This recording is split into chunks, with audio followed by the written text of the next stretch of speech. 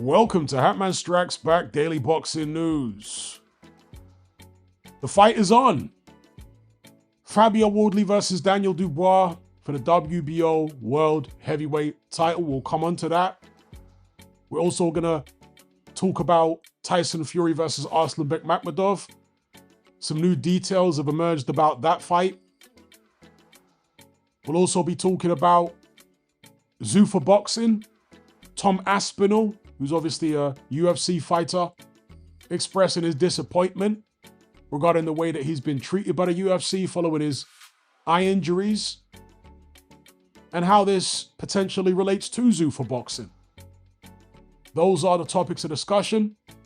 But before we get into everything, I want to shout out each and every one of you who's locked in, who's commenting in the live chat.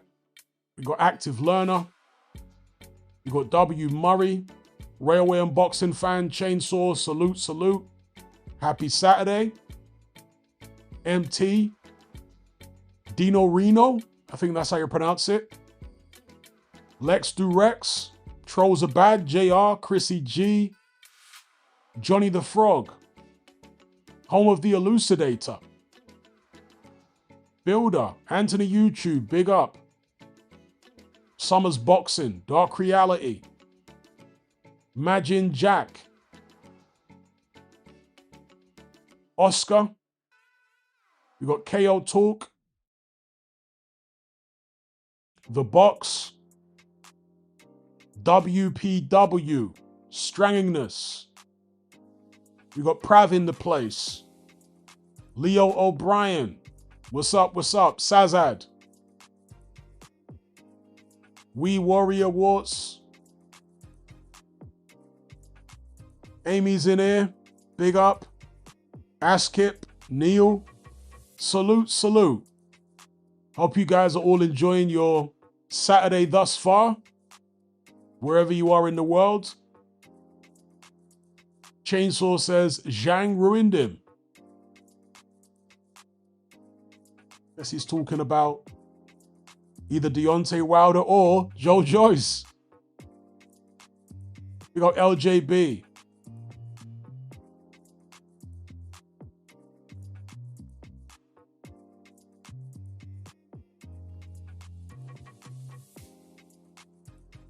We got Lulu and Leon. Aussie. All right. Yes, let's talk some boxing. Big up Neil. So, first off, the Ring have confirmed Tyson Fury versus Arslan Makhmudov will take center stage at the Tottenham Hotspur Stadium. The launch press conference will be at 4 p.m. on February the 16th.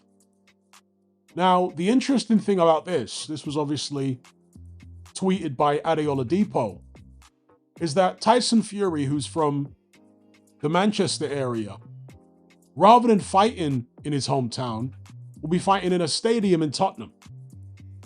And the other big heavyweight fight, which we're going to talk about in this live, Fabio Wardley versus Daniel Dubois, despite the fact that these two are both from the south, Wardley from Ipswich, Dubois from London, this will be taking place at the Co-op Live in Manchester. So it's as if they've got the venues the wrong way round. And I have to shout out somebody in my Element group for pointing this out. Wardley Dubois should be in London. I'm not saying it necessarily should be at Tottenham, although it could be. And it's Fury versus Makhmudov, which should be in Manchester. Wardley and Dubois' fan bases are down south. I'm not saying that Fury doesn't have plenty of fans down south too, but his heartland, or the heartland of his fans, is up north. So I'm not sure what's going on there. But either way, it is a stadium fight. Am I surprised? I mean, I'm sure Luke Partridge, aka Tyson Fury, demanded a king's ransom for stepping back into a boxing ring. He's obviously built up this relationship, this rapport with Netflix over the past couple years. This fight obviously being on Netflix. But at the end of the day, they don't want to give out enormous sums of money without thinking that they can realistically recoup. So that might necessitate the fight being in a stadium, because obviously you can sell a lot of tickets and recoup some of the money that you've spent on fighters' purses that way. This Fury versus Makhmudov fight, is it stadium fair? Look, I'm not complaining, because at the end of the day, it is on Netflix. We don't have to pay a pay-per-view premium. Most people have Netflix anyway. So this fight will be at no extra cost to most of us, right? So I'm not complaining, but is this fight significant enough for it to ordinarily be a stadium fight? There's no world titles on the line. Fury's coming off 2 losses.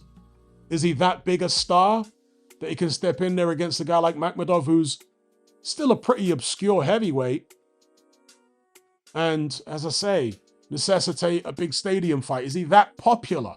Maybe he is. He's certainly a controversial character. He's certainly somebody who, for good reasons or bad, garners a lot of attention. But we're going to find out how much attention he can garner with this Makhmudov fight at Tottenham Stadium. And what is the stadium called now? Is it just Tottenham Stadium since they rebuilt it? It used to be White Hart Lane. I guess it's in a different location. But yeah, it's an interesting move. Are any of you planning to attend Luke Partridge versus Arslanbek Makhmudov over there in Tottenham? Let me know what you guys think and what you have to say in the live chat. Trolls Are Bad says 75-25 person favor of Fury. I'd have thought so, at least that. It's a non-title bout. Fury is a much bigger name. Makhmudov obviously wants to get paid, but the opportunity is part of the payday for Makhmudov, because if he pulls off the upset, subsequent fights will net him much bigger purses than this. And you do wonder whether there's a rematch clause in place. Amy says Fury is heavily disliked in his own neck of the woods. More casual fan base in London. Is that right? I'm surprised to hear that.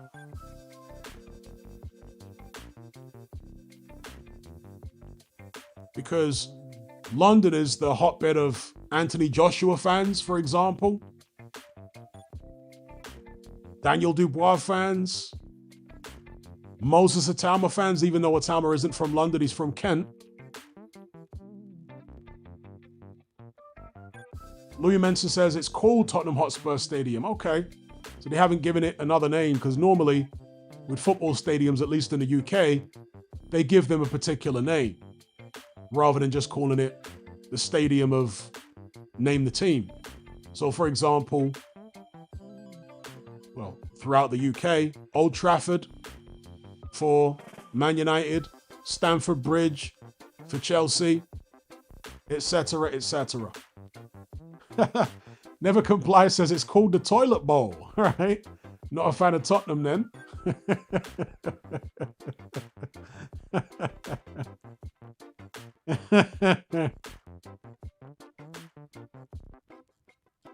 Chainsaw says Usyk's impression and calling Partridge an alien was funny. I'm not sure I've seen that.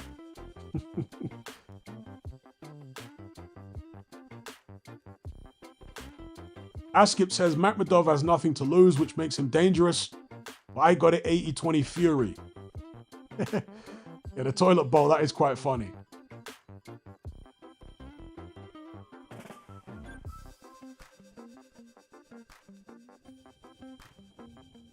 Well, yeah, I know it's a new stadium. I remember it being built.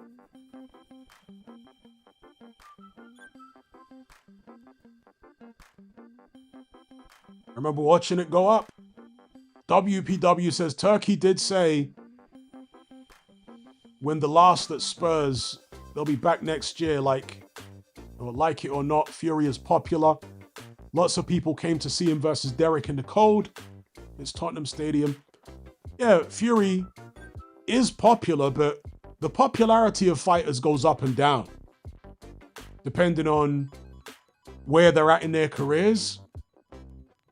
So, for example, Anthony Joshua was filling up stadiums for years, but after losing to Usyk twice, he came back at the O2 against Jermaine Franklin. With Luke Partridge, aka Tyson Fury, he's also coming off back-to-back losses to Alexander Usyk and a long time out the ring. So him fighting in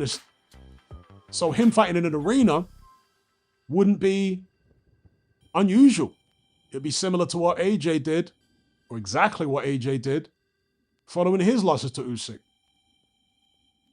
So I can only imagine that either this is partly the ego of Luke Partridge wanting a stadium fight, but also perhaps necessity by way of Netflix and whoever else is involved in putting this fight on to pay Tyson Fury's purse.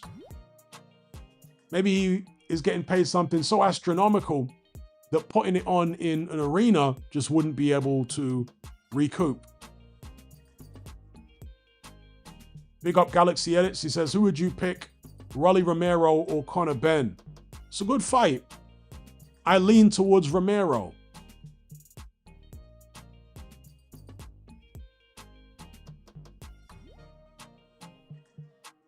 I mean, Romero did get battered by Pitbull Cruz. And I guess you could say Conor Benn is a bigger guy than Pitbull Cruz, similar style. But Pitbull Cruz is a bit more refined in his pressure. And Conor Benn really hasn't fought at world level. He just came off a couple of fights against Eubank Jr., the second of which was basically a shell of Eubank Jr. So Romero's more proven at world level. Therefore, I'd lean towards him, but it's a winnable fight, I think, for Conor Benn.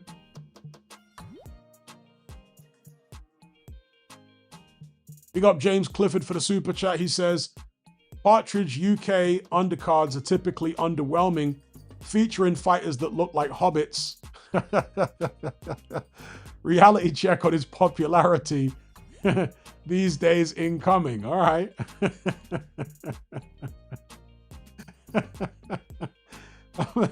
Big up Mr. Luca. He says, so for Usyk, Ruiz, Caballero, or Sanchez, Caballero, please.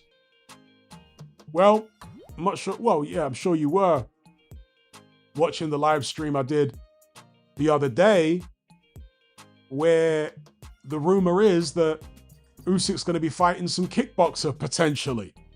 Hopefully that don't happen. If it's a choice between Ruiz, Sanchez, and Caballero, in order of what would be most accepted, or most acceptable, excuse me, obviously Caballero at the top, then Sanchez, then Ruiz. With that being said, Sanchez at his best is an interesting fight. But will we ever see Sanchez at his best again? Big up Mr. Luca, big up James Clifford. Now, is Isaac Lowe still fighting? Speaking of Isaac Lowe, have a look at Arslanbek Makhmudov's face right there in the picture on screen. Doesn't he look like Isaac Lowe's big brother? I've always felt that Makhmudov and Lowe look very similar in the face. And both kind of have an Amish type look about them. Anyone remember that show called Breaking Amish? That was a very sinister premise behind that show, to be fair. I didn't like the whole concept of the show. Very sinister. But still, yeah, there was a show called Breaking Amish.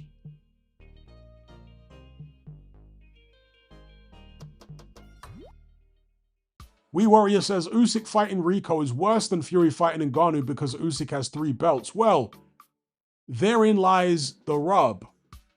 Will it be for Usyk's belts? Because I've heard some talk that Usyk's considering fighting this guy in a mixed rules match. Therefore, it wouldn't be for any of his belts. It would be a novelty side bout, similar to Partridge versus Ngannou, because that wasn't for Partridge's belt, to be fair. But he could have made a voluntary defense against somebody legit. He chose not to. He chose to fight Ngannou in a novelty match. So, look, that will be more acceptable if Usyk fights a novelty match, non-title, rather than making a voluntary defense against a guy who isn't even ranked. Therefore, he would have to get ranked magically without having fought in a professional boxing ring in over 10 years. But, you know, in pro boxing, stuff like that does happen.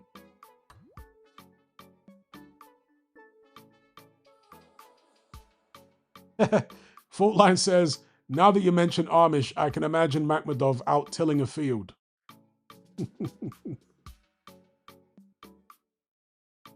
Mr. Luca says, no, it's not acceptable. He has 3 belts and he's not fighting enough for this to be fair. No, I agree with you, but I'm just saying, if Usyk wanted to take a voluntary defense, I'd have no issue with it. As a break from all the unifications and mandatories. But this obviously, against the kickboxer, if it's not a world title bout, it would be a non-title novelty bout. Towards the back end of Usyk's career, it's not ideal. It's not what I would want. He is holding the division up, but it wouldn't be as bad as if he was fighting that kickboxer for the titles. That would be beyond unacceptable. Wee Warrior says, Slimeball Suleiman will find a way to rank Rico. Let's hope not. But as far as, going back to James Clifford's super chat, a reality check for Partridge's popularity. You know, one of the things that you have to be aware of, everyone has to be aware of, is the comping of tickets. This is where they give a lot of tickets away just to fill a stadium or an arena up for the sake of appearances, you know, like Hyacinth Bouquet, keeping up appearances. If ticket sales are not going the way they want, they comp a load of them. Complimentary tickets, that's what comp is short for. So yeah, it's going to be a measure of Partridge's popularity at this stage. Unless they comp loads of tickets and then we're none the wiser. Normally, you would hear stories coming out, often on Twitter or X as it is now, from people who were given tickets for free and they were giving a game away saying, oh, they're comping loads of tickets for this fight. It hasn't sold as well as people are claiming, because you'd hear promoters coming out saying, oh, it's a sellout. Come to find out there's thousands and thousands of comp tickets.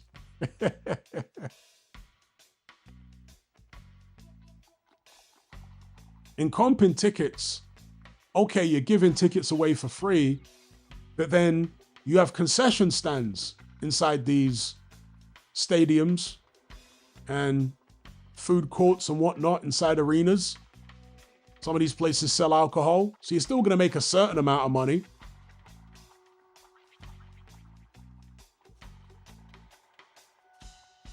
WPW says, I got a comp ticket for Yard versus Arthur at Wembley Arena.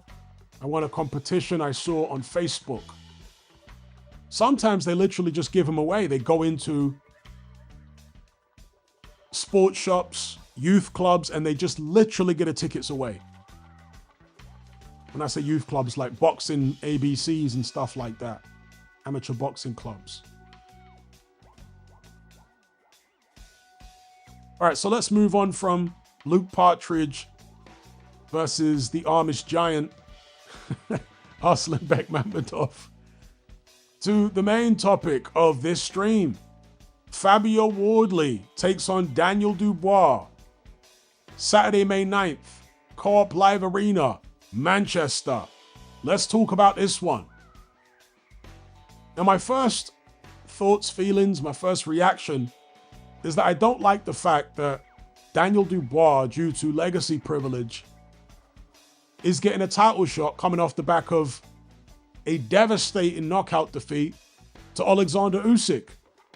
If he was coming off a controversial defeat to somebody, okay. But he's not.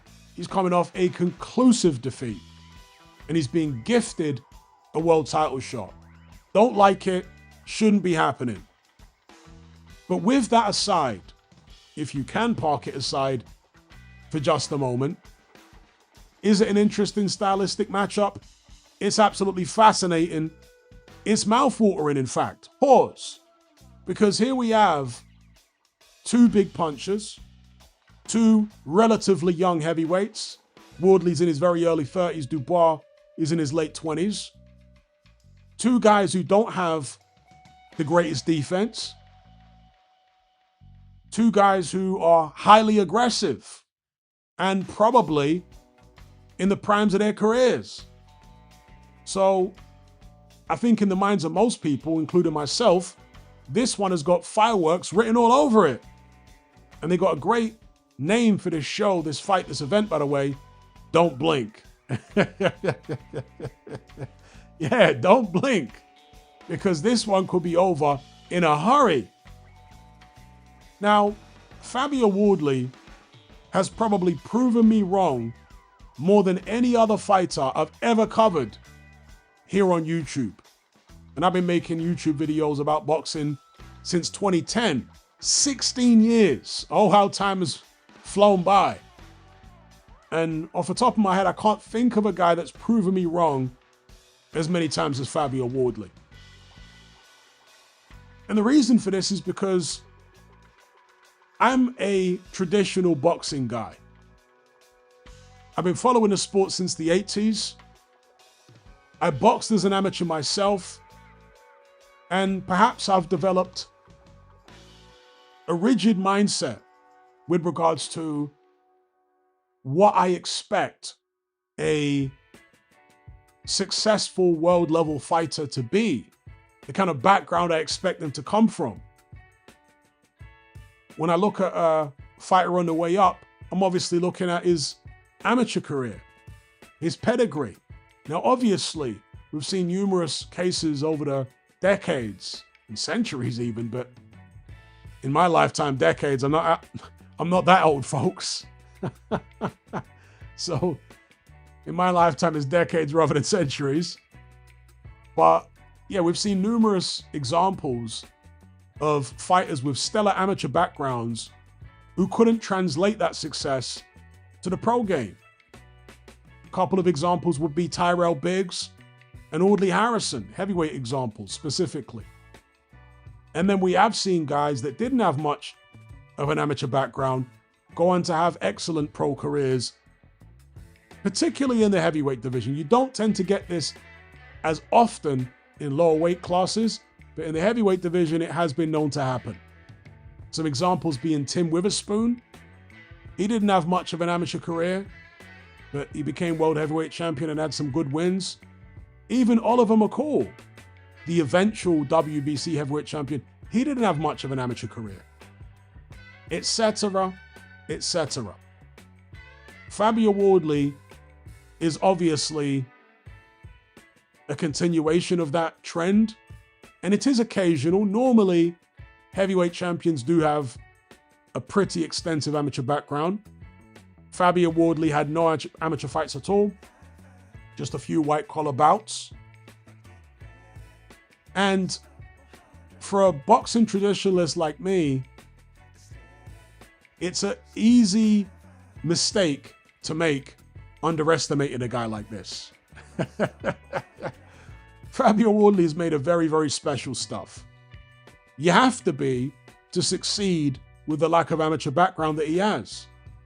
And it isn't just the lack of amateur background, it's the fact that Wardley looks raw in there. Some guys that don't have the amateur background look far more polished than their lack of experience would have you believe, right? They look far more experienced than they actually are. That's the best way to describe it.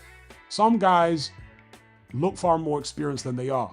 Fabio Wardley doesn't, right? He's inexperienced as far as his overall years boxing, and he looks like it. There's a rawness, there's a slight crudeness to what he does. He is athletic, okay? But there is a crudeness and a randomness to the way he goes about his work. And that's part of what makes him so entertaining. With the crudeness and the randomness is vulnerability, defensive vulnerability, but also unpredictability for his opponent because they're not used to the kind of moves that he's making. So, long story short, Wardley is a very easy guy to underestimate, but he's proven me wrong so many times.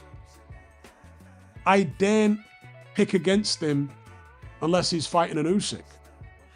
Unless he's fighting real elite level competition. Daniel Dubois is a very good fighter.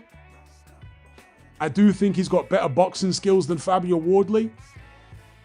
I suspect he's physically stronger.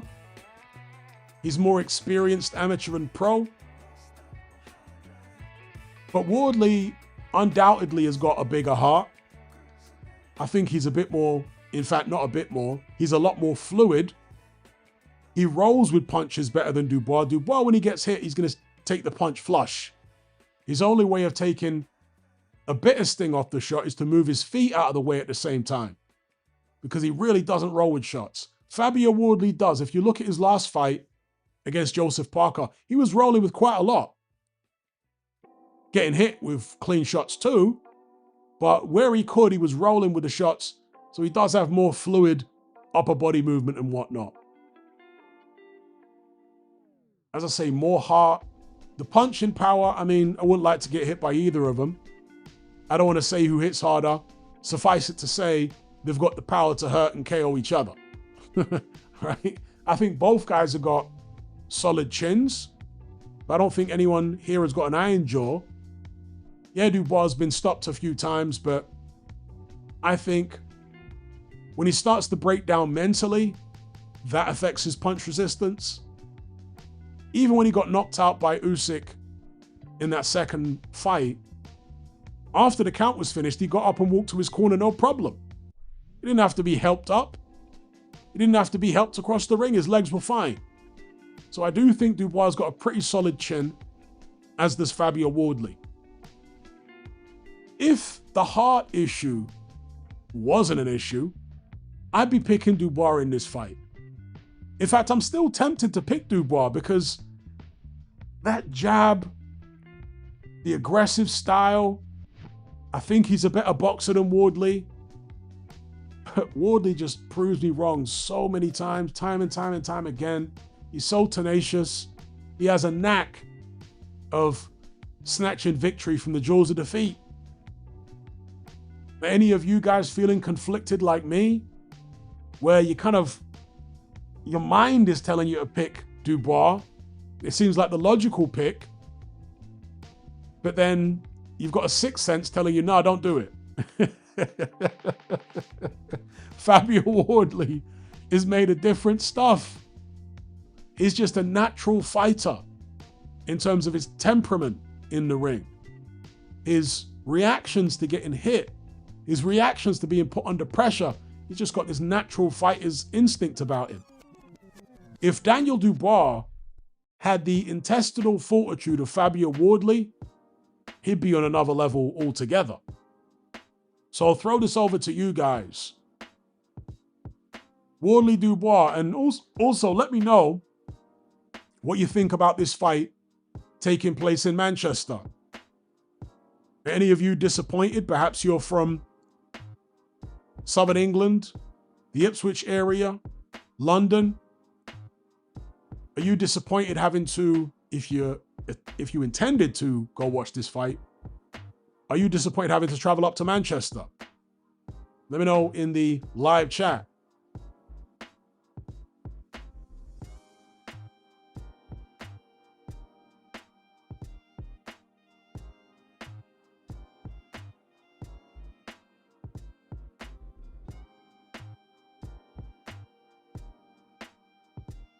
Well, somebody says Dubois is about to become a two-time champ. JR says, both men hit the deck, methinks. The aircraft carrier says, I don't trust Danny Dubois in big fights. Wave says, Dubois is winning this. I'm confident. Yeah, I want to pick Dubois, not because I like Dubois more than Wardley,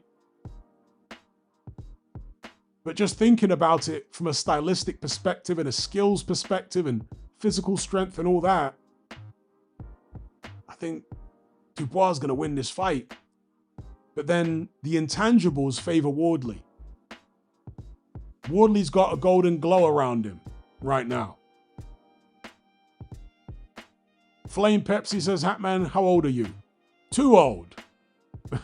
That's how old. I'm in my mid-40s.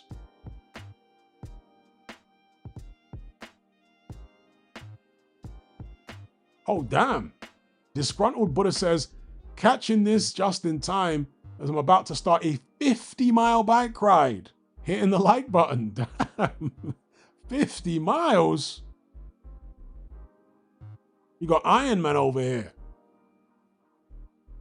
50-mile bike ride. That's crazy.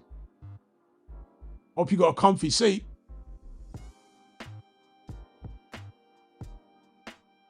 Afro Jam says, Luke Partridge has peed a lot of people off during the Usyk fights. Yeah, and we'll see how that reflects in his popularity.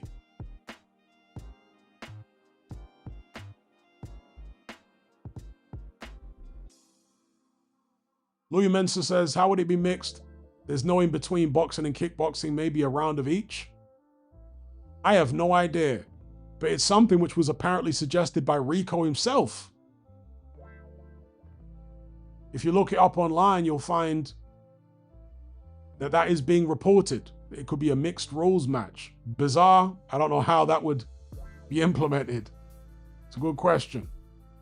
WPW says 50 miles is crazy. Yeah, it is crazy. But some people have got Iron Man fitness.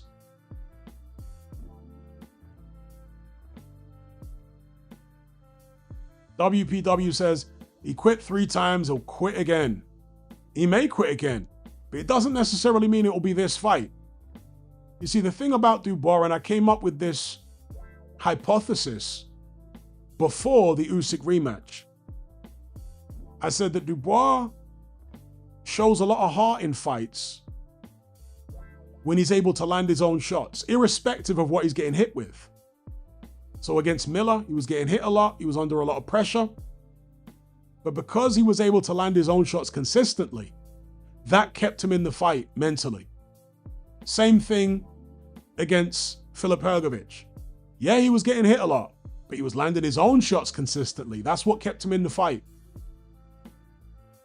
As soon as he can't land his own shots and he's getting hit, he doesn't even have to be getting hit devastating punches. Just as long as he's being hit consistently and can't land his own back, he breaks down mentally very quickly. Can Fabio Wardley put Dubois in that position? Is Wardley elusive enough to be able to frustrate Daniel Dubois? I haven't seen that from Fabio Wardley in the past.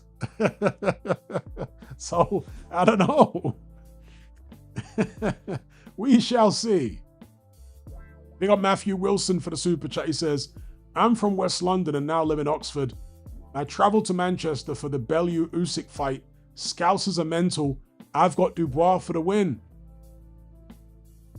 And it's an understandable pick. Again, I'm conflicted here, because the logic in me wants to pick Dubois.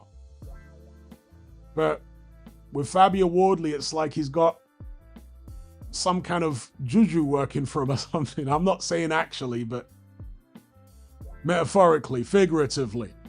Like he's got some kind of magic about him.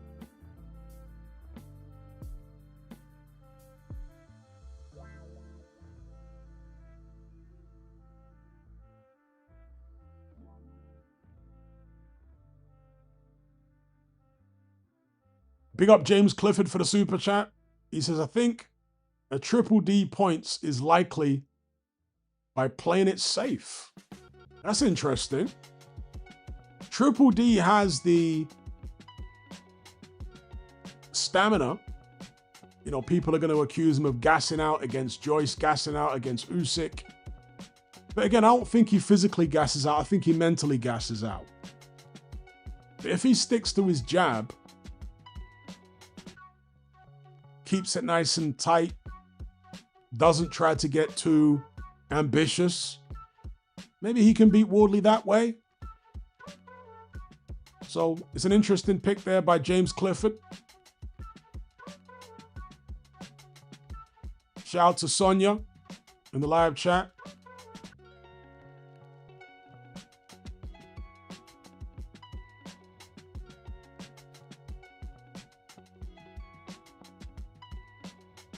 So there's an individual here with a name which I obviously can't read because it's not in English Western script. But he's defending Usyk wanting to fight the kickboxer. Look, Usyk is a legend of the game. One of the greatest heavyweights of all time. The greatest cruiserweight of all time. But there is a string, a list, a line of fighters waiting for their shot. And I don't care which champion it is, it's not right to hold the division up like that. Caballero deserves his shot. Wardley wanted his shot. Usyk ended up vacating, which is the right thing to do if you're not going to give somebody their shot.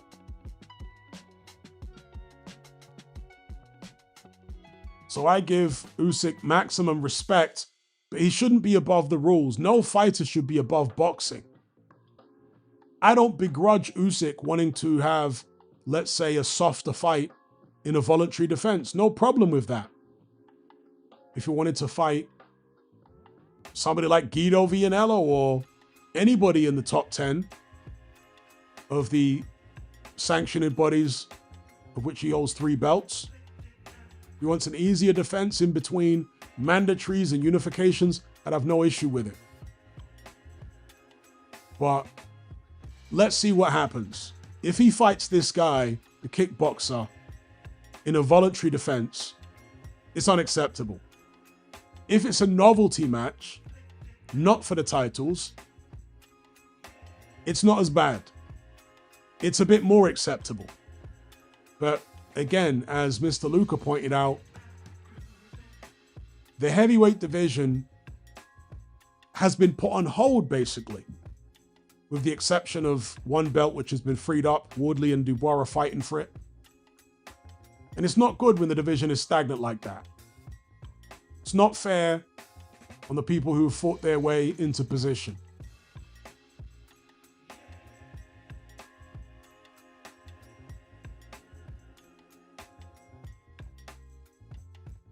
Wave says, Obia man.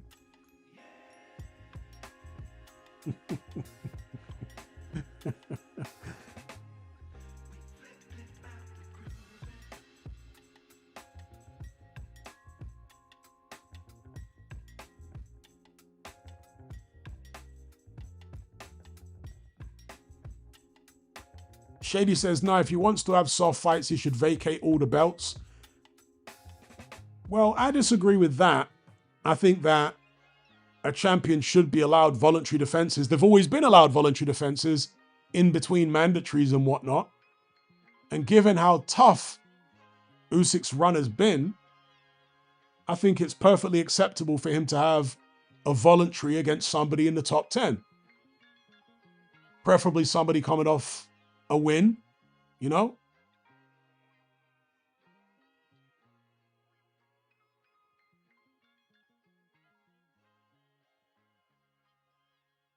You got to take these things on a case-by-case basis.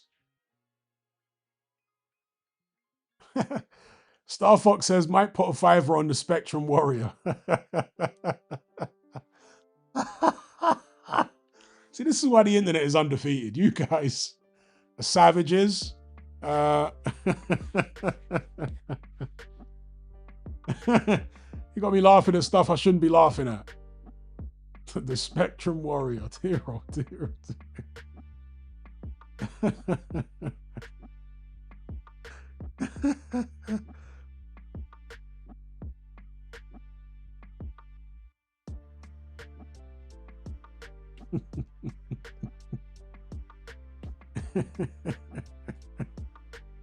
Okay, let's move on. Before we come to Tom Aspinall, and we will talk about him,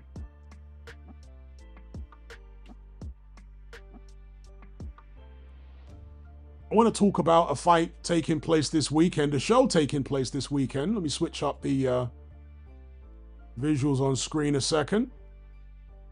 I was asking on the past couple streams whether the Ajagba Charles Martin fight is going to be streamed live on YouTube like the two previous Zuffa boxing events were. And I have the answer right here. The answer is yes. This is the Zuffa Boxing YouTube channel, as you can see. They've got a lot of work to do as far as their YouTube presence. Look at that. Less than 9,000 subscribers. They're live streaming boxing shows. They're backed by Paramount.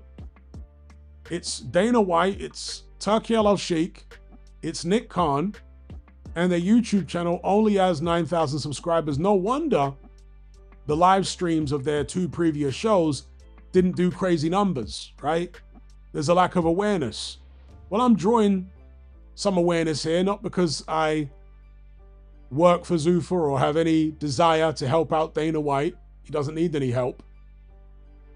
But because everyone likes free boxing, and as you can see, full event Zuffa Boxing 03 scheduled for the 15th of February. I guess that's going to be UK time, is it? 10:30? For me, notification on. Right? So head on over to the Zuffa Boxing YouTube channel. Make sure you hit the notification on Ajagba versus Martin so you can watch that show for free on YouTube. I'm guessing in most countries it will be available to watch. So there's the answer. Happy days. Good news.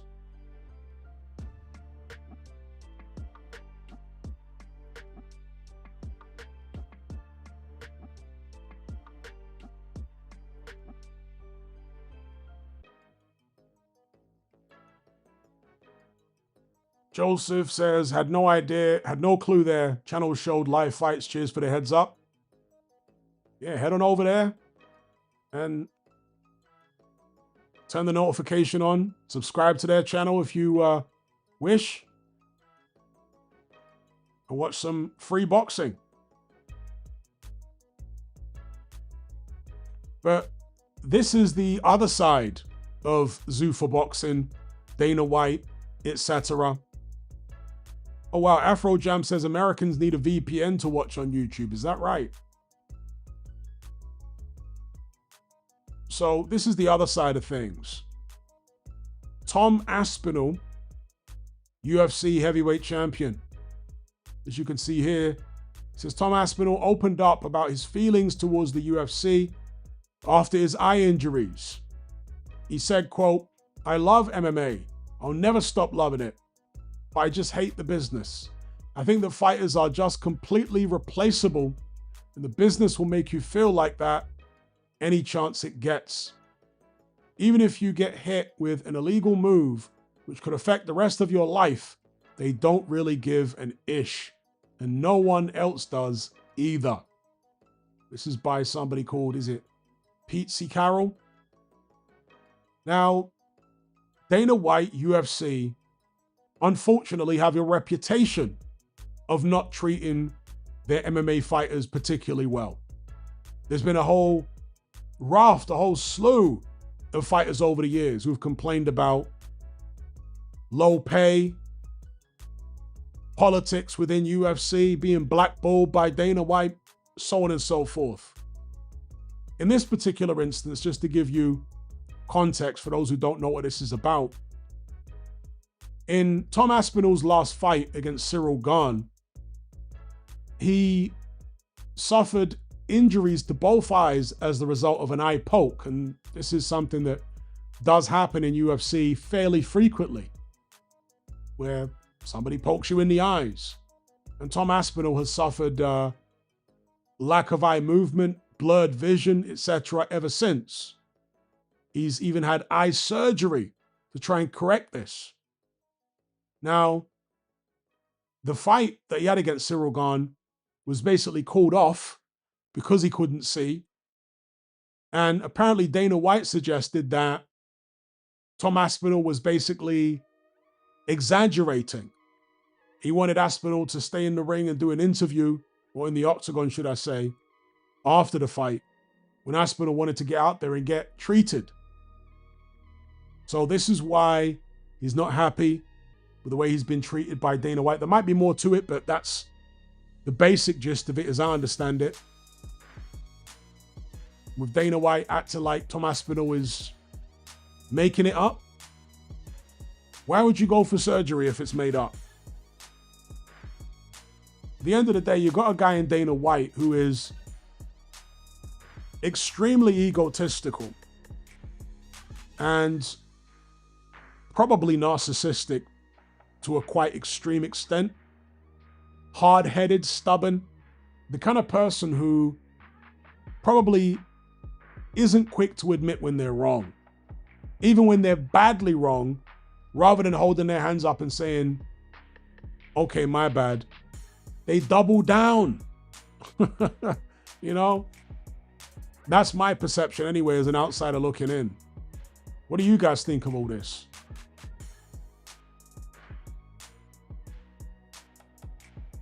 Askip says the UFC really screwed Aspinall.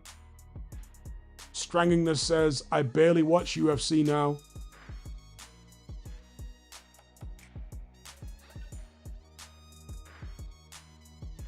Afro Jam says UFC is moving like boxing nowadays. Best fighting the best is not happening all the time now. Wave says UFC fell off bad.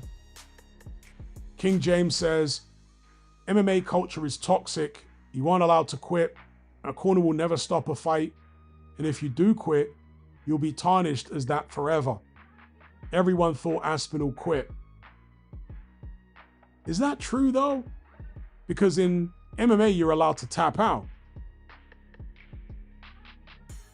And I know there's some macho business between MMA fighters, but generally if a fighter taps out, the public don't hold that against them.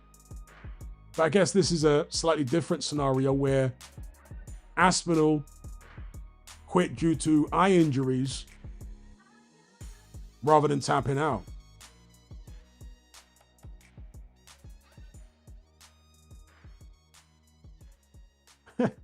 SF says Dana hates his heavyweight fighters not named John Jones. Okay.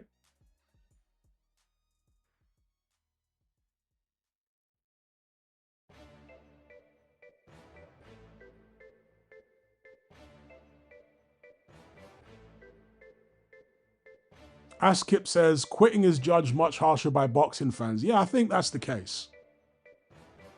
In boxing, no matter what is wrong with you, fans will not accept you quitting. Promoters will accept it, right? In a lot of cases. But when it comes to the fans in boxing are absolutely savage. You could have 2 dislocated arms, detached retinas, broken nose, broken jaw, and the fans will still be like, you're a quitter, if you don't get up to answer the bell for the next round.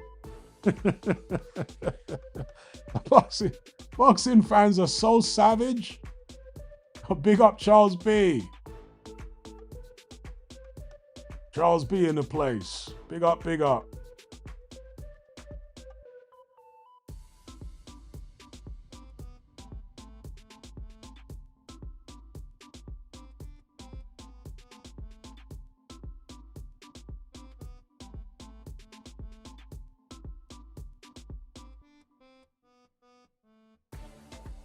Galaxy Edit says, if you can't see it's not quitting, he literally couldn't see. Well, technically it is quitting. Because quitting is simply the act of not continuing when you're physically capable of continuing. Now, he could have physically continued. He wouldn't be able to see. He might have got knocked out or submitted because of the fact that he couldn't see. but he was able to stand. He was able to swing his arms, swing his legs, grapple. He was impaired, yes, but technically he did quit. Now, as I always say, when boxers quit in difficult circumstances, I'm not judging them. I'm not here to call them cowards. I'm not here to say, oh, he's a quitter and start having a go. No, I'm not the one in that position taking the shots. So I don't come down harshly on boxers who quit in tough fights or tough circumstances. But if we're going to be literal, when people say Kell Brook quit against Errol Spence, that is literally what he did. Maybe he had, whatever it was, an eye injury, right? Fractured eye socket. Cool. Perhaps it was the smart thing to quit. But literally speaking, he quit. And you could say the same for Aspinall. Perhaps it was the smart thing, but literally speaking, he did quit.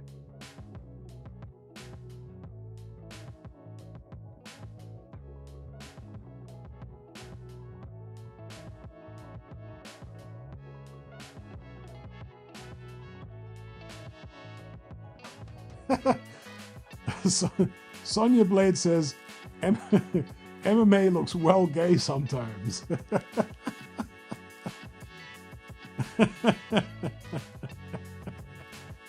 Okay.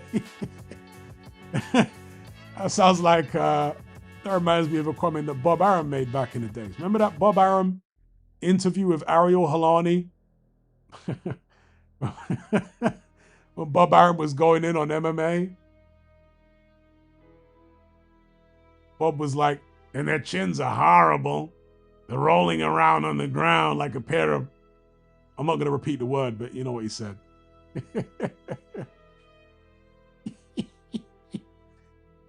Oh dear. Charles B says, Gane is a notorious eye poker. Now, I've seen quite a few horrible eye pokes. Who was the guy that poked DC's eyes? Or one of his eyes? Didn't that end DC's career, or was he going to retire anyway? That was a bad eye poke. That was the last time I saw DC in the octagon. Stipe, yeah, Stipe. That was a bad eye poke, bro. Yeesh. The dangers of MMA, you know?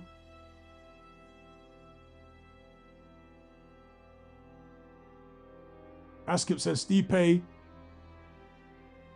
DC poked him in the first fight as well. Pause. That sounded crazy the way I was reading it out.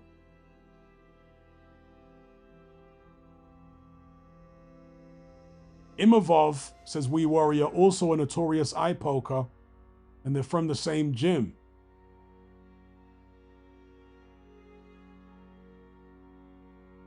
The box says Hopkins' MMA rant was legendary as well. I haven't seen that. It's a bit, I mean, what did he say about MMA? Because, God, Hopkins is one of the dirtiest fighters I've ever seen. Hopkins, terribly, terribly dirty fighter. Big up Grizz for the super chat. He says, I'm picking Dubois, but if Wardley wins, I'll never pick against him again. Super chat was stopping me from spelling his name correctly. Oh, dear. What is up with the YouTube algorithm blocking people saying Wardley because it's got war in the name? Like, give it a rest.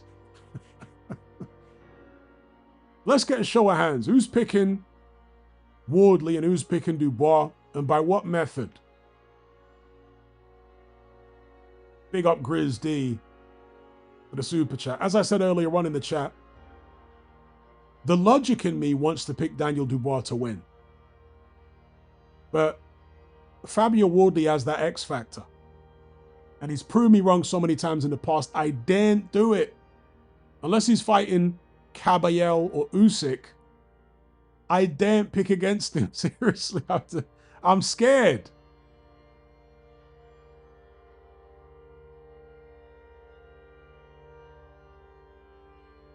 Wave says Dubois points. ADG says Dubois late stoppage. MBR says Dubois. WPW says Dubois quitting.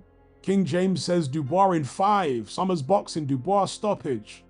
Rusby says no way points. Sonya Blade says I'm 50-50. The boxers, I think Dubois knocks him out within 4 rounds. Wow, Ryan Emus is picking Dubois. James Clifford is picking Dubois on points. Charles B, who you picking? Be interested to get your take. Because most people here picking Dubois. And I want to go with you. I want to... Again, I'm not supporting Dubois here. Before the Wardley fans get onto me. When I just break the fight down stylistically in my head, Dubois seems like the logical winner, but boxing ain't always logical. There are intangibles, you know?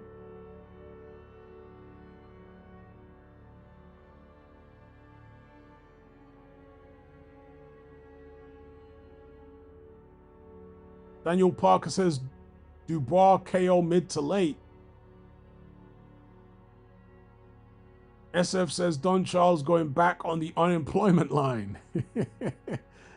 Franklin says Dubois stoppage round 8. So the vast majority of you picking Daniel Dubois.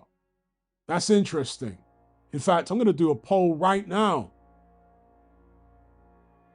so I can keep track of this on the posts tab on my channel page. Let's do this. One of the annoying things about the polls is that they've removed an option. You used to be able to give 5 options for people to vote on, but YouTube inexplicably reduced it to 4. Very annoying, because 5 used to cover every outcome. So KO by either guy, points by either guy, and then draw or technical decision. Now that they've reduced it to 4 options, you can't put draw or technical decision. Very annoying. Anyway, just going to type this up. Who wins? Or what happens is probably a better way to describe it. Just bear with me, folks. I'm just going to put this post up on the community tab or the posts tab, whatever it's called on my YouTube channel page. Fabio Wardley versus Daniel Dubois.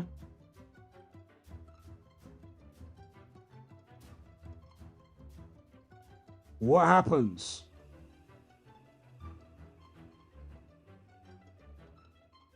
Wardley by KO. Dubois by KO. Wardley on points. Or Dubois on points. Anyone who thinks it's going to be a draw or a technical decision, they'll just have to put that in the comments.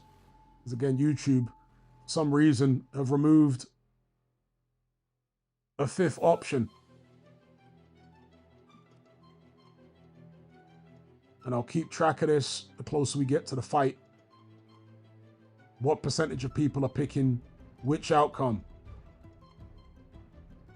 But judging by the live chat, it seems the majority are picking Daniel Dubois. So they're thinking along the same lines as myself when they break the fight down in their heads. Because Wardley is open. He isn't as refined technically as Dubois. Not like Dubois is great technically from a defensive perspective, but offensively his technique is pretty good. Mr. Lucas says Dubois KO round 8. It's almost unanimous then. Has anyone picked Wardley here? I'm scrolling back through the comments. I don't think anyone's actually picked Wardley.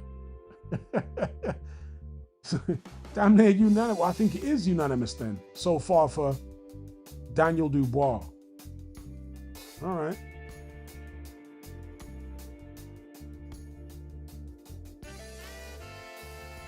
WPW says, Triple D doing too much stupid things outside the ring. Got 2 women making a fool out of him.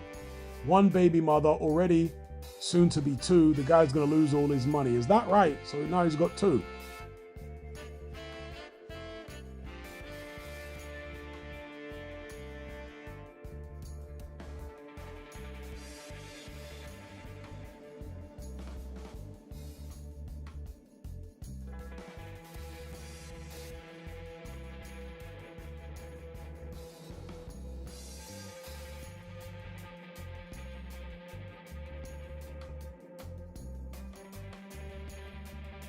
MBR says it'll be interesting to hear Duke McKenzie's view on this. Yep, it will be.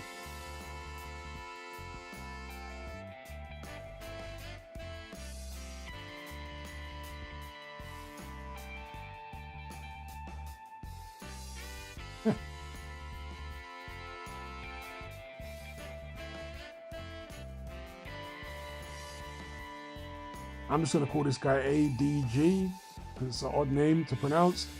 Last baby mama gave him superpowers for 3 bouts. Now with 2, he might have double power.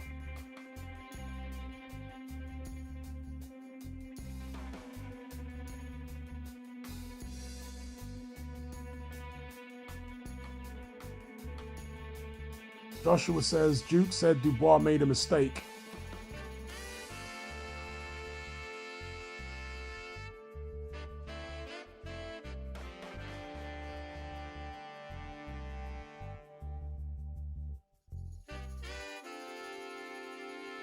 Well, Duke McKenzie picked Teofimo Lopez to beat Shakur Stevenson. McKenzie's predictions for heavyweight bouts seem to be a lot better for whatever reason.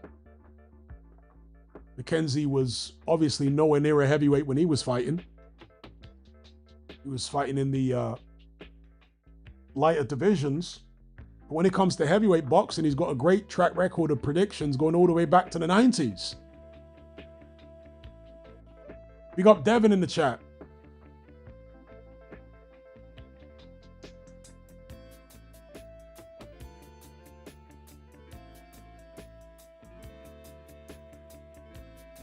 Amy says, remember this prediction, Hatman. Okay, I'm just trying to scroll up for your prediction. Have you made it? Or are you about to make it? I will try to remember it if you post it.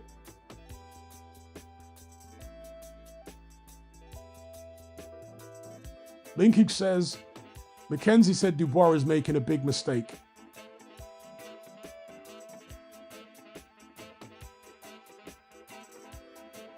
Wardley is a savage. And he's very deceiving because he's a softly spoken, kind of correctly spoken guy. He doesn't have a menacing demeanor. But when he gets in the ring, he's straight hooligan in there.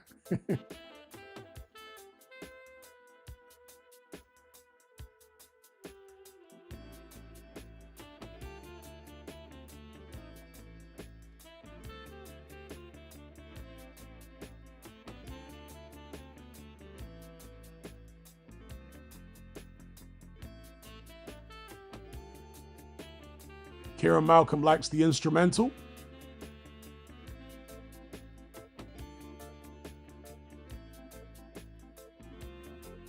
Yeah, I've switched up the playlist a little bit. Added some dub and reggae and whatnot.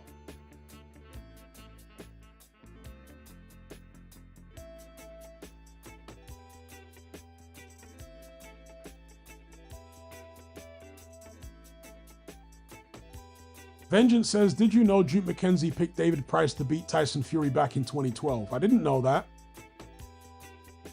But who knows? Maybe David Price would have done him back then. It was a very different version of Fury. I mean, that was the version of Fury that was getting decked by Nevin Pikage, going life and death with John McDermott twice. And then David Price came along and wiped McDermott out in a round.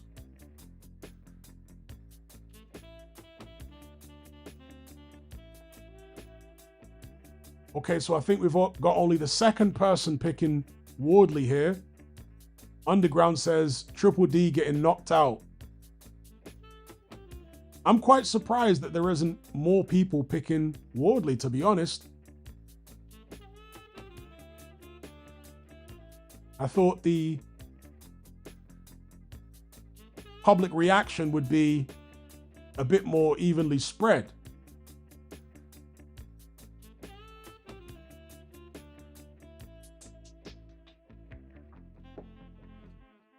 Wave says, Hatman, have you seen they are lining up Shakur versus Ryan Garcia next. Who you got? Shakur all day over Ryan Garcia. Ryan Garcia just lost to Rolly Romero. I mean, he got outboxed by Rolly Romero.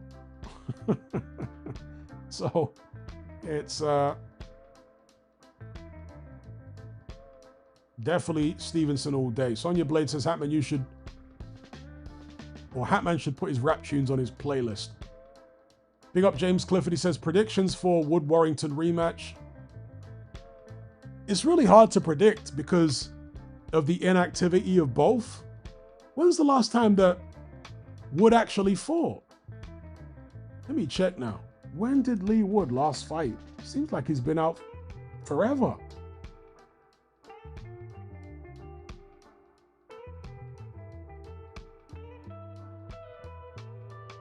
Oh, the Kakachi fight. That's right, where he got stopped. Oh yeah, I do remember that actually. That was May last year. So he's been out almost a year. And how long's Warrington been out? Let me check. Since April last year. He won a decision against Azad Khan. Don't think I saw that fight. But I did see Lee Wood versus Kakachi. And that was a one-sided fight against Kakachi there. I'm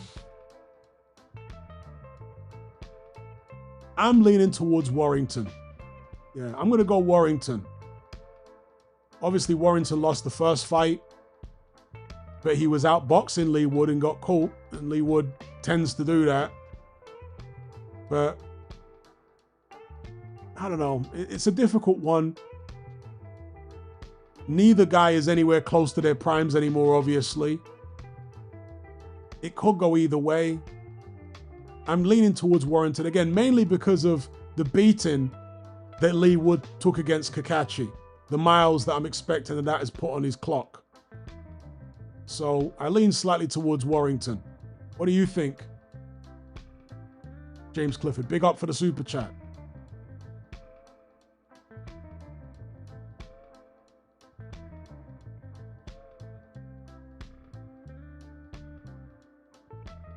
Hannibal says, my chats aren't coming through. Are you putting the name Wardley in the chat? Because YouTube algorithms apparently got some weird thing where people aren't allowed to use the name Wardley. Maybe because it's got war in the name.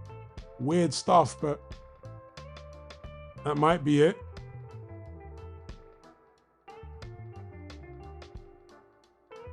James Clifford also thinks Warrington. Yeah, I'm going Warrington. Because it was a terrible beating that Lee Wood took last time against Kakachi. A terrible beating. It was a one-sided fight. And at this stage of your career, beatings like that, they can stay with you.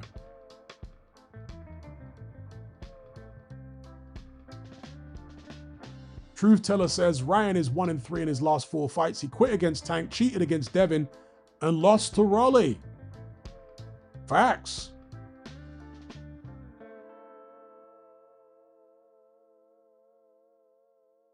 Summers Boxing says they have both taken some beatings. Yeah, they have. It's just that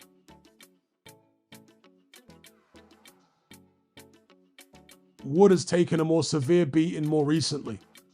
And he's coming off a loss rather than a win. Hannibal Beat says, I'm going with the light-skinned bald guy. Okay. So there's a vote for Wardley. I think there's only about 3 people in this live chat that are picking Fabio Wardley to win. The vast majority are picking Daniel Dubois by stoppage or knockout as well.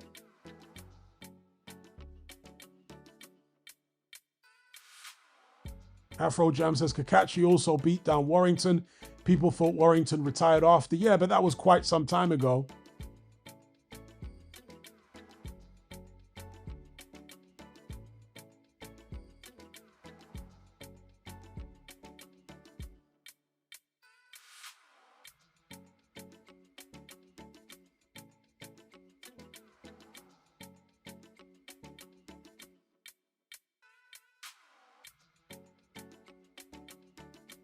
Big up Matt Borgerson for the super chat. He says, I don't think people judge the Rolly loss enough. Okay, care to expand on that? Animal Beat says he got a little Deontay Wilder in him hat. He does too. Fabio's got that ability to pull it out the fire with a big shot. He doesn't have the kind of one-punch power that Wilder does, but he's still got good power. He's good enough to have got him out of the weeds several times in his career so far.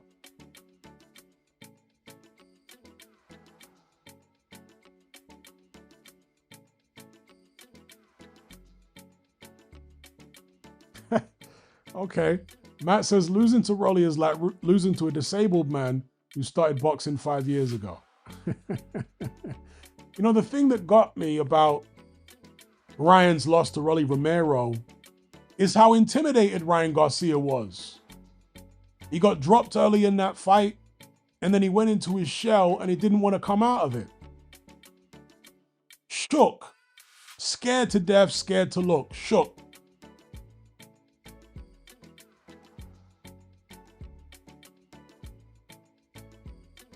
And it was being hurt like that which allowed Rolly to then go on and outbox Ryan Garcia. Ryan Garcia's never been a great boxer. He's a great puncher, he's a great athlete, but he's never had great boxing skills. His whole game is setting up that left hook. Big up Kieran Malcolm for the super chat. He says, I think there's many people who think Fabio Wardley will win. Every time I've typed his surname, YouTube keep deleting my posts. I'm sure it's the same for others. Yeah, it's very weird. And I've had this issue on previous live streams when YouTube does that. It's very, very strange, bro. The weird censorship on this platform. When a man just has WAR in his name and they're trying to strike the comment down. Very, very strange. Just put his initials in the comment and I'll know who you're talking about. FW. Or as Hannibal Beat says, the light-skinned bald guy. Gorguga says, listen to Shook One's part 2 last night. That's right. Shook, scared to death, scared to look.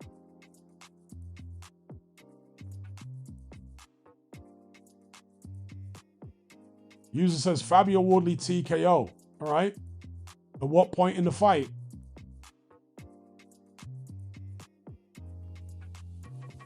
Hannibal Beat says, what would you call that? The ability to take a beating, be losing, and still pull out a win. Persistence? Yeah, persistence. Heart. Dog, as you guys call it in the States. He's got a lot of dog in him.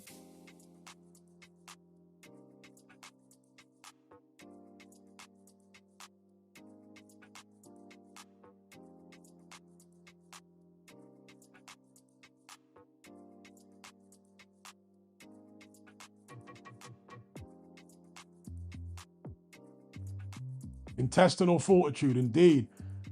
You know, speaking of fighters who seem like they're on the spectrum, I mean, surely Rolly Romero is also on the spectrum. Grizz says, your poll is more even than I expected so far. Let me check my poll, actually. Just refresh the page here. Wow, okay. So the poll is very different to what you guys are saying in the live chat. 59 votes so far. 53% picking Wardley by KO. 41% Dubois by KO. 3% apiece picking either guy on points. So very different to the live chat, which is interesting. Not sure why that is. We got Grizz D for the heads up on that.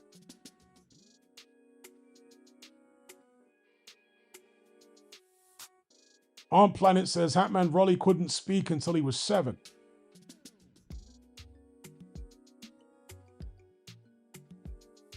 Yeah, that is highly suggestive of spectrum disorder.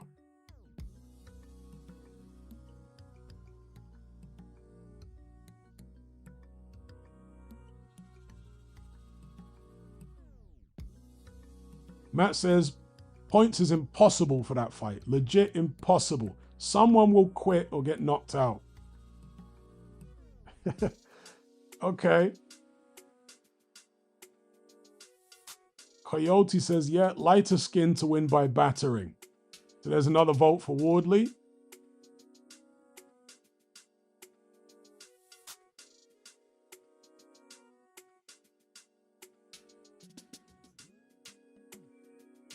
Fabio Wardley fighting back against light skin stereotypes.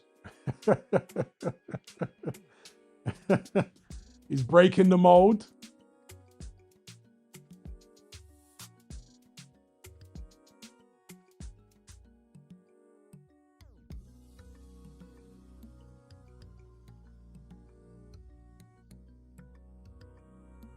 Now, there wasn't a poll in the live chat. There's a poll on my channel page on the community tab.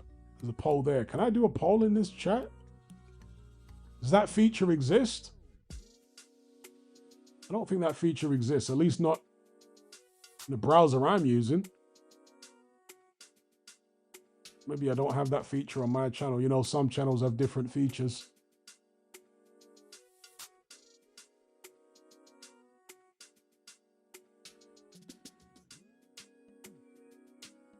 Kieran Malcolm says you can do a poll in the live chat, but I don't have the ability here. I don't think. Oh, I do have the ability. Okay. I found it. Here we go.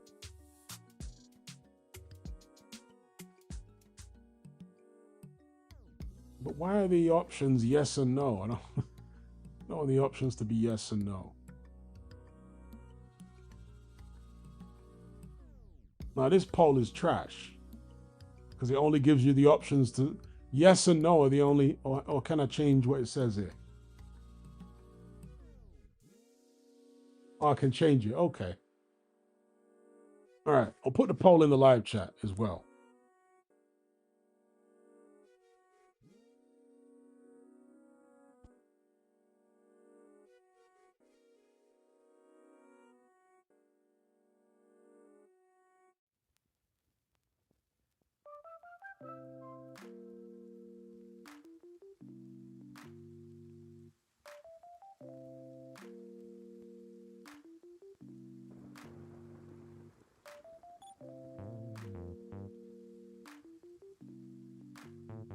Another option.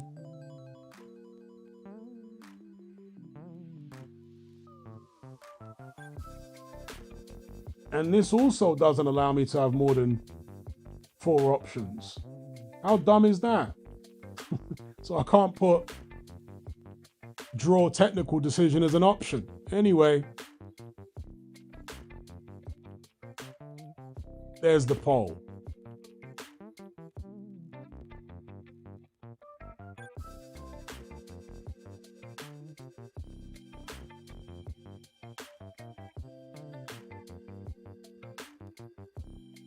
I missed the live super chat somewhere. Yeah, Matt Borgerson, big up for the super chat. He says Rolly was in nappies until 23. Okay. Okay.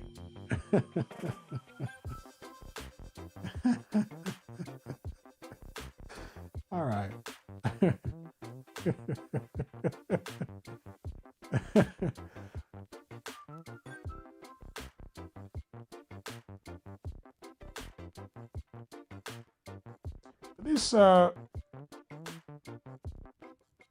This poll on my thing here, it's a bit obtrusive.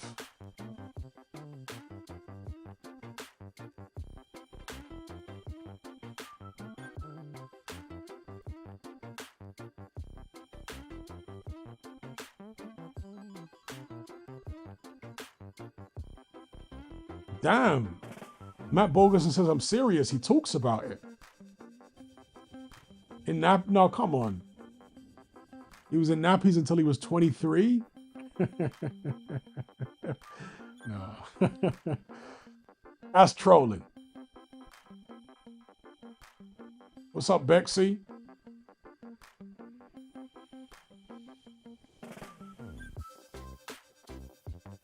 Oh, yeah, it could be that, yeah. All the guys who are picking the light-skinned guy had their comments blocked by YouTube somehow because he's got war in his name. God, that's annoying. That's why it's skewed. Okay. So anyone picking Wardley, instead of spelling out his old name, just put his initials, FB, FW, excuse me. FW.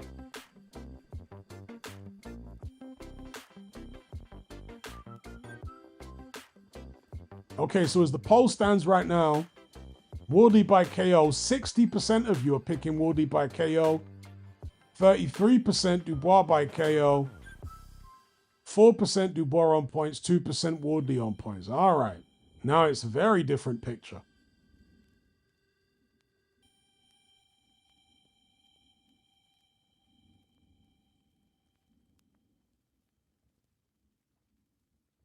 Home of the Elucidator says someone is getting knocked out cold in that fight.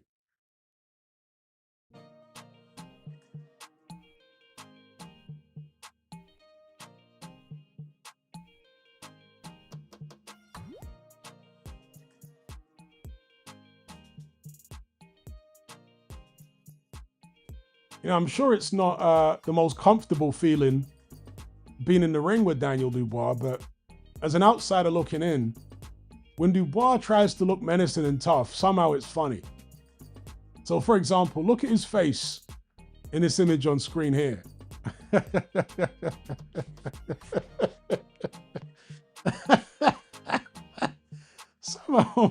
somehow Dubois just looking at him is funny.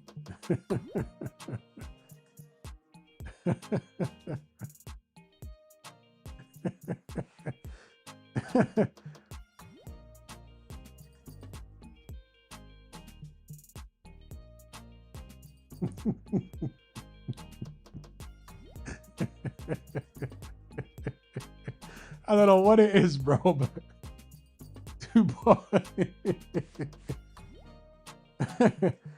Yeah, he looks constipated. I'll say that.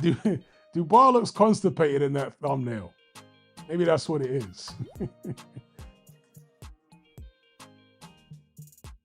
User says, Wardley's performance versus Parker was very impressive. Dubois is going to look for a way out.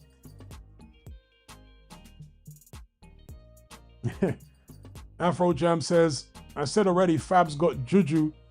Even his name you can't use in vain.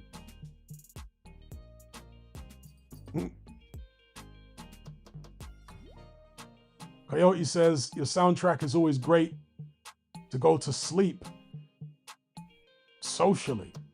Okay.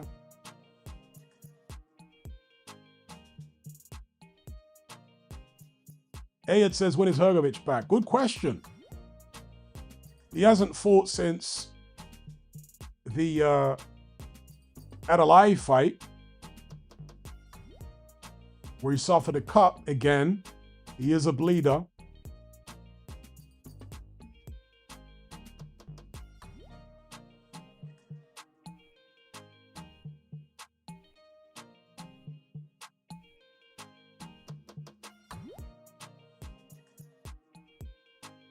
Matt Borgerson disagreeing with someone else's comment regarding Wardley's performance against Joseph Parker. He says, no, it wasn't a great performance. Wardley was getting beaten up for 8 rounds.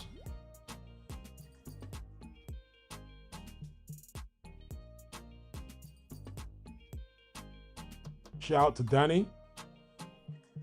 JR says, Hrgovic is just not active enough. I agree. But he has looked better for me under Abel Sanchez, or should I say, his gas tank has looked better under Abel Sanchez. I think he's really benefiting from that training up there in Big Bear. He hasn't really changed much as a fighter, technically, or anything like that, but I do think his last 2 performances have shown an improved gas tank with Abel Sanchez. WPW says, Parker got a silent ban clearly.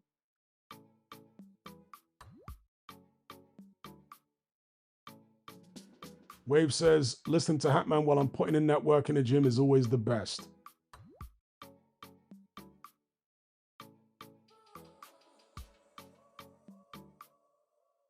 Okay, Coyote says you should try music for airports as a soundtrack. Ayed says, like Hatman said, the amount of punches Hrgovic throws is crazy. Yeah, he throws an awful lot of punches. And he didn't pace himself very well early on in his, or earlier on, should I say, in the not too distant past in his career. He wasn't pacing himself well. He was throwing way too many punches early and leaving nothing in the gas tank for the rest of the fight. He was punching himself out, basically. We got Matt Borgerson for the super chat. He says, Fabio Wardley's performances versus Hunian, he stank. He lost all rounds, but the ones where he hurt Parker. Once he doesn't get the KO, will he pull out the magic again? You know, this is the thing with Wardley. He has all these technical flaws. He can get outboxed. He looks ragged in there. He looks unpolished. He didn't have any amateur background, no amateur fights, and it shows. But he has this way of pulling it out the bag. It is a little bit Wilder-esque because Wilder was in those types of positions in his career, although I would say Wilder a bigger puncher than Wardley. And perhaps he never got outboxed as comprehensively in his winning fights as Wardley did against Hooney, at least, before pulling it out the bag.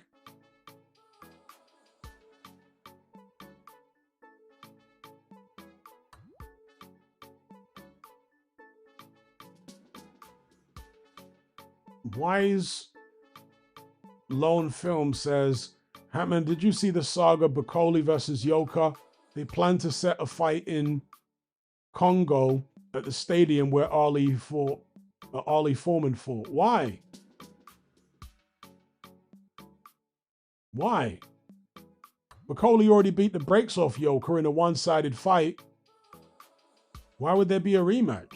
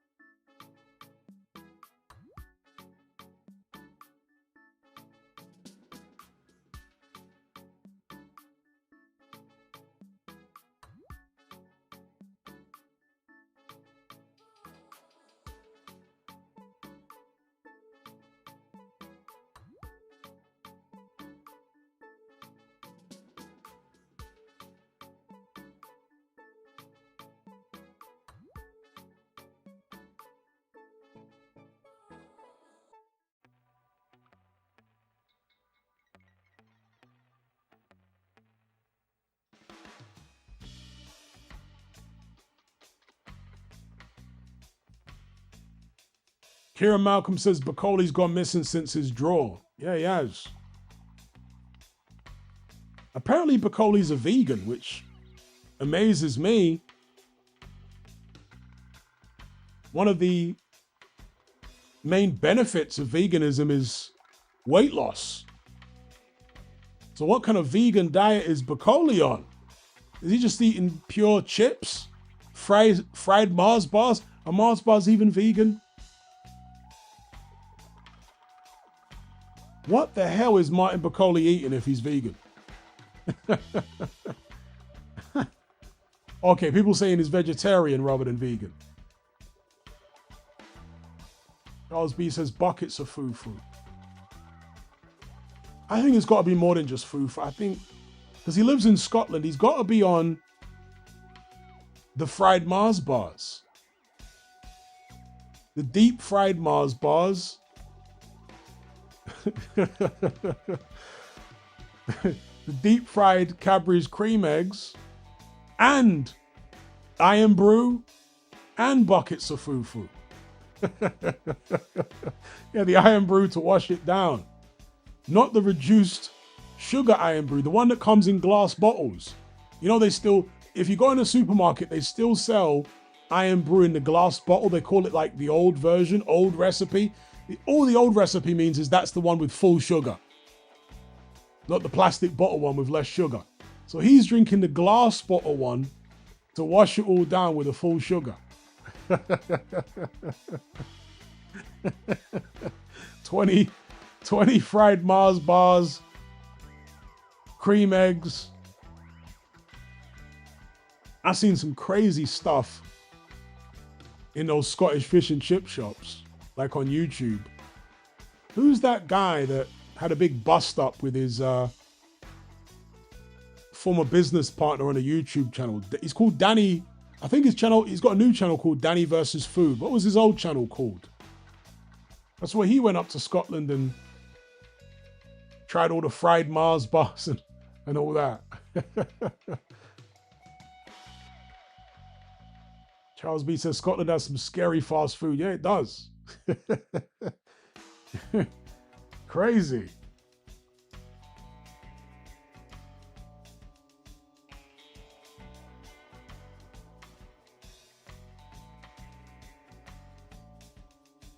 I think generally the further up north you go in the UK, the less healthy people become. The more they drink, the worse the diets are. The more they smoke. I could be wrong, but this is the perception I have. And I think the reason for it, a lot of it is down to the weather. Because seriously, like in the north, the further north you go in England, the more grey and rainy it gets. It's like depressing.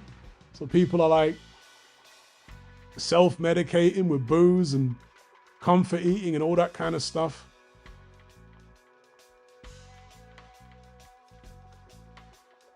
It's a bit brighter and a bit more sunshine down south, you know, a bit warmer as well.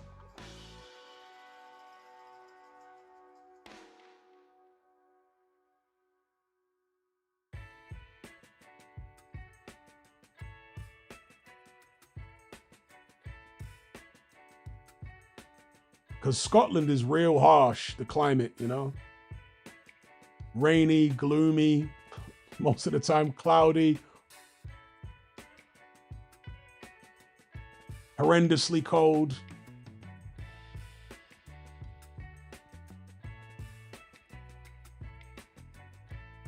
JR says, but yet they say Northerners are generally more friendly people. I would say Northerners are more friendly people. But I'm not sure about the Scots. The friendliness might stop at the Scottish border. I don't know. What do you guys think? Because like Lancashire and Yorkshire, yeah, people are more friendly than they are down south. There's no doubt. Lancashire and Yorkshire, that part of the north. But once you go like up past Newcastle and Carlisle, are they really that friendly up there? I don't know.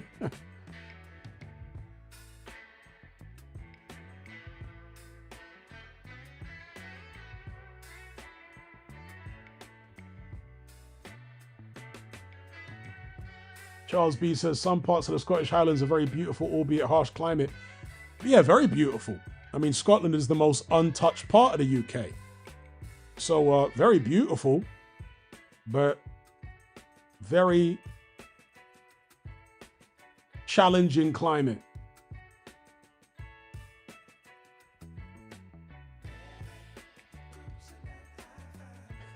See, there you go. Summers Boxing says, not gonna lie, Scottish people make me feel uneasy.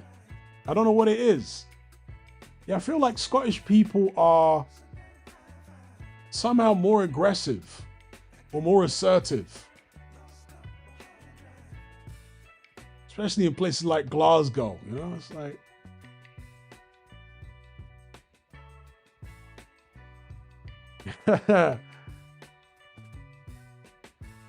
So Max says they're friendly in Scotland if you're not English. There you go.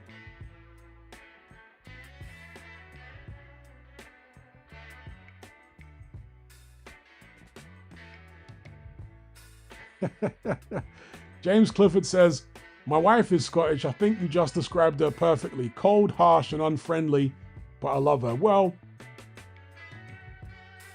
the Scottish people outside of the cities are probably a lot more friendly, right? Faultline says, I'm Scottish and I'm not effing aggressive, Hatman.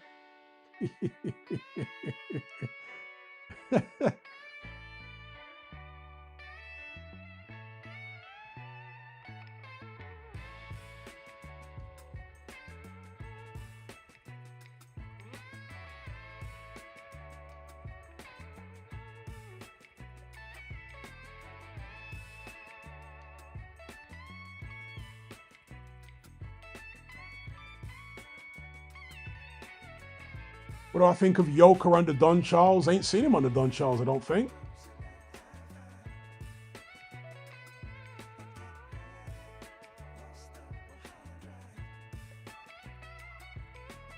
On a random one video game which depicted the Scottish Highlands very well is Uncharted 4.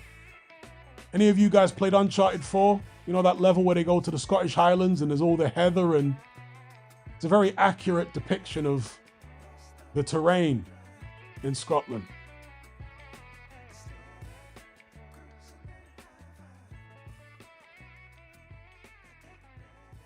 I remember when Derek Chisora early on in his career used to love going up to Fort William.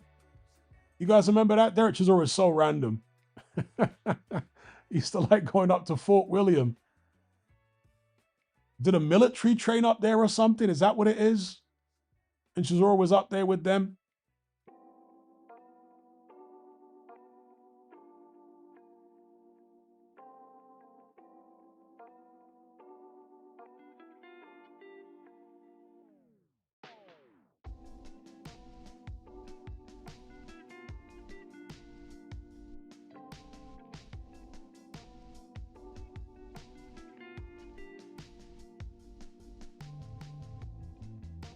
Yeah, Wales is a lot more chill than Scotland. Way more chill.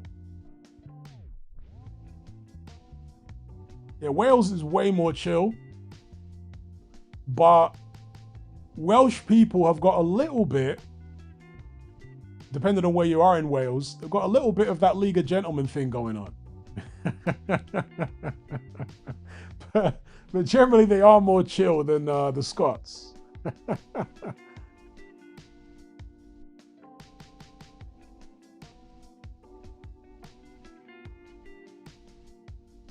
And it's interesting in Wales because they still speak their own language quite extensively, don't they, in Wales? Because the Scots don't really speak Gaelic that much. The Irish barely speak Gaelic. But Welsh people speak their language a lot.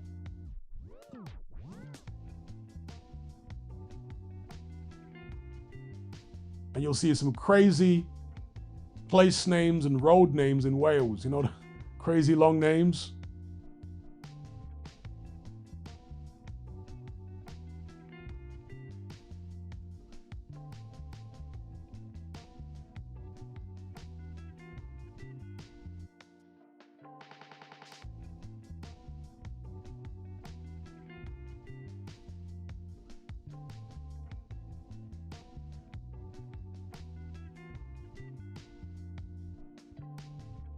You know, there are still some weird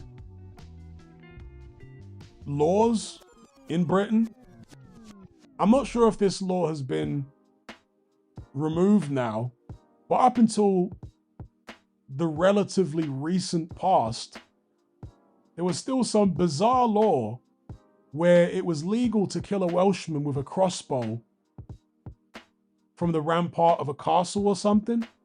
It was still like some random laws like that that were still active under British law like that.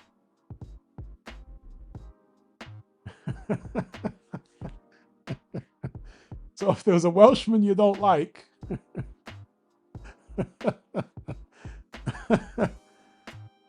it's mad. Because obviously there are so many laws and the country's so old.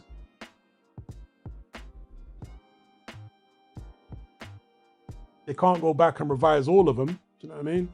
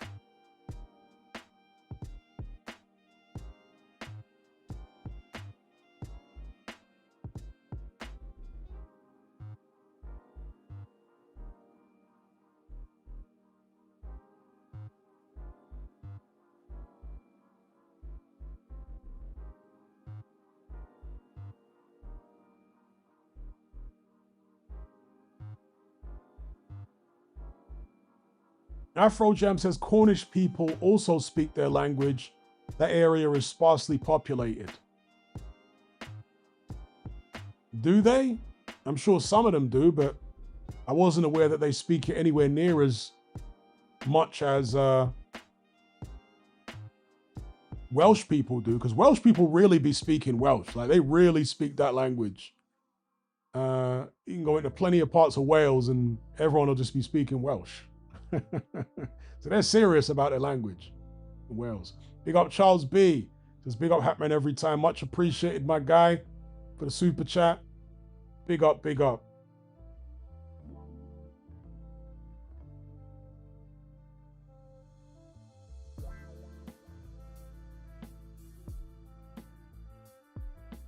All right, my tab is frozen again here. Let me refresh this.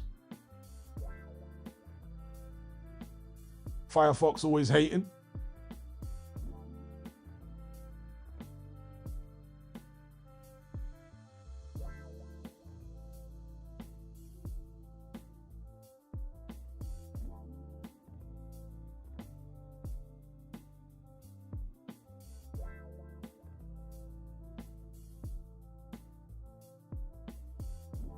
You know, one of the things I've never understood about Wales is why there are so many Italians there. Isn't that weird? And this has been going on for decades, or is it even more than a century? There's like this big Italian community in Wales. Because, like, in terms of topography and climate and all that, it's so different.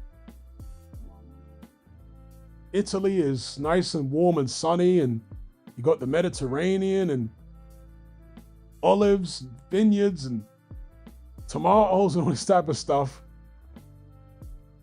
Not that Wales doesn't have its beauty, but why would someone move from Italy to Wales? I don't know.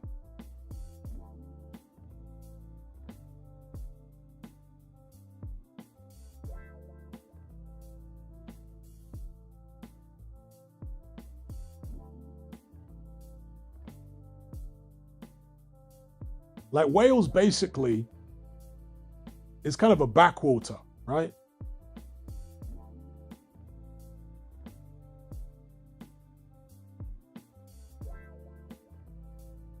Okay. Martin says the Italians came to South Wales for work in the mines. Oh, okay. Is that what it is?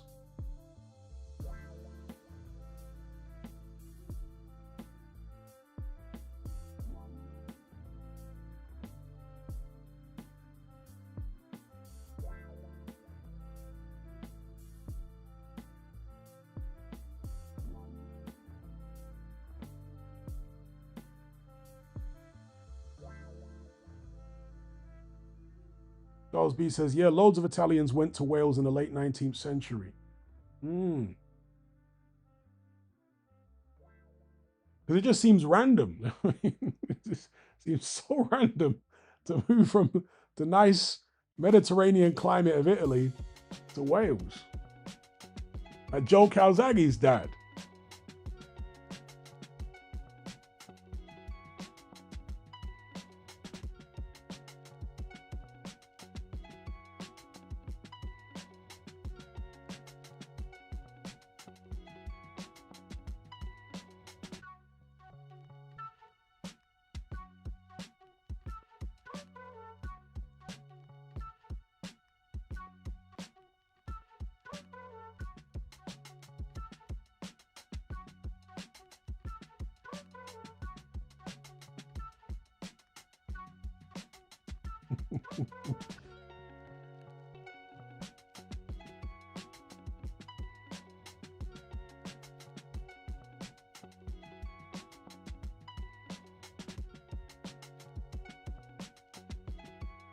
Stranginess says, I like the marshy open fields and land in Wales. Okay.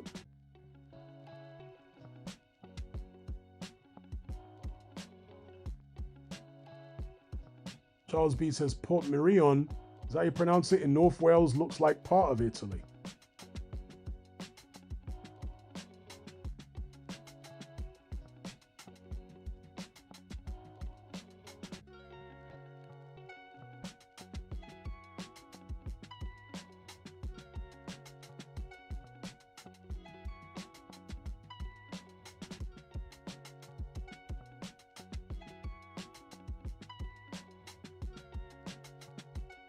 Italy had its issues, obviously, you know, a lot of economic issues and what have you.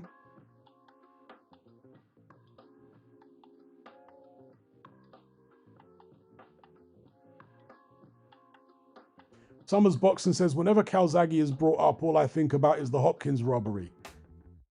I know some people are adamant that it was a robbery. I don't agree.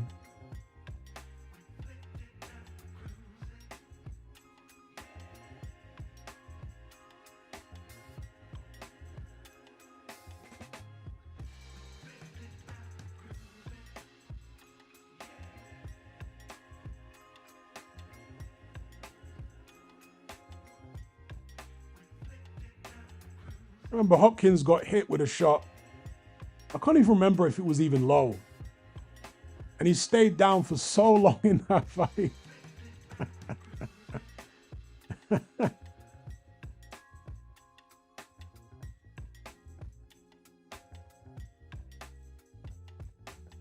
Big up Coyote for the super chat.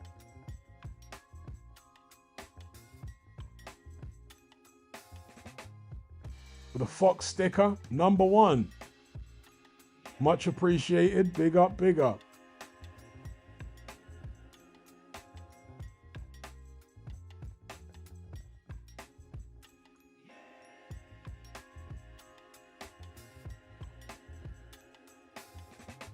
Summers Boxing says, my opinion, he won clear as day. Oh, fair enough. Haven't seen that fight for years, but I did watch it at the time and I was like,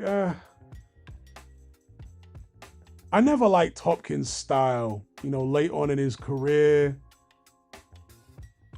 Very low volume, constantly fouling, you know, running in and headbutting people in the face, then thumbing him in the eye and then landing a 1-2. I never liked his approach. It was so cynical, you know.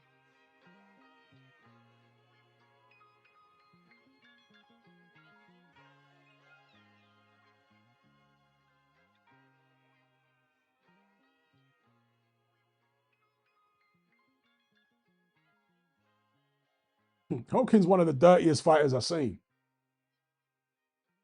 He used to do everything. Low blows, headbutts, elbows, thumbing you in the eye, lacing you.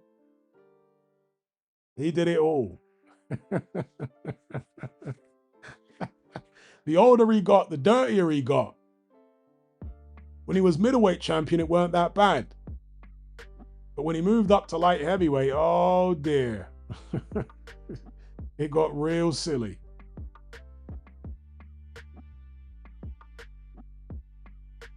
One of the most blatant thumbs in the eye you'll ever see was in one of those Pascal fights. Was it the first fight or the second fight?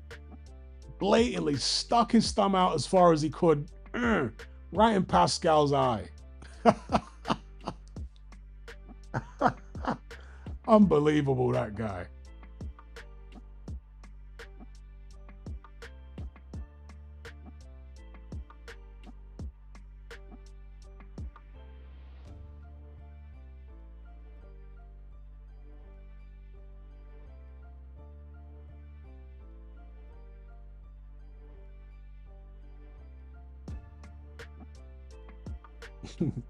Somebody say, what do you expect? Is an ex-con? Yeah.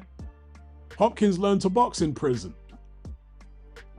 I'm not sure if they still have boxing programs in American prisons, but they used to. And Hopkins learned to box in prison. I think he went to prison for armed robbery.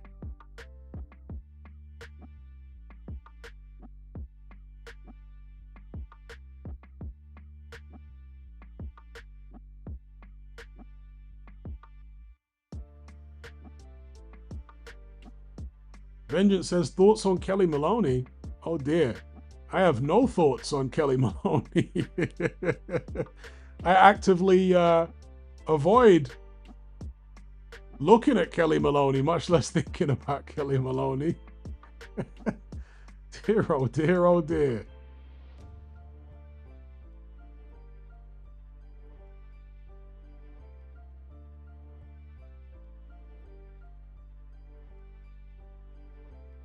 Mac B Music says, Hatman, is it worth keeping its own subscription? To me, the quality of the fights has been going down lately. Personally, I don't think so. But everyone has to make up their own minds about that.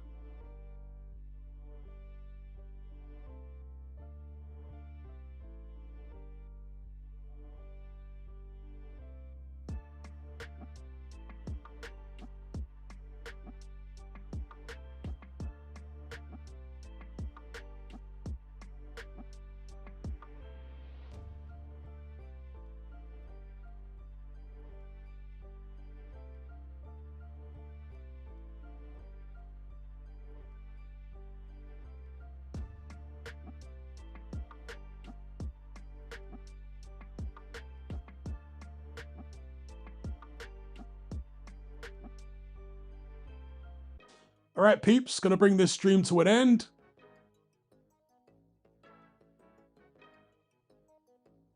Shout out to everyone who locked in and participated in the poll, the conversation. Thought I'd get on early this time. Special shout out to those who donated via Super Chat. They were James Clifford, Mr. Luca, Matthew Wilson, Grizz D, Matt Bogerson, Kieran Malcolm, Charles B, and Coyote. All right, peeps. Until next time, take care, be good.